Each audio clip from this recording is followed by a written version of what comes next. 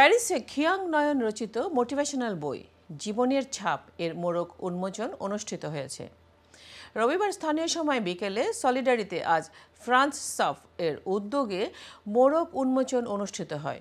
বইটি ফরাসি এবং বাংলা ভাষায় রচিত। ফ্রান্স থেকে আমাদের সহকর্মী এনায়েত হোসেন সোহেল জানান, বাংলাদেশ এবং ফ্রান্সের জাতীয় সঙ্গীতের মাধ্যমে অনুষ্ঠানের আনুষ্ঠানিকতা শুরু হয়। ভায়োলিন বাজিয়ে দুই দেশের জাতীয় সঙ্গীত পরিবেশন করেন শিল্পী আরশি।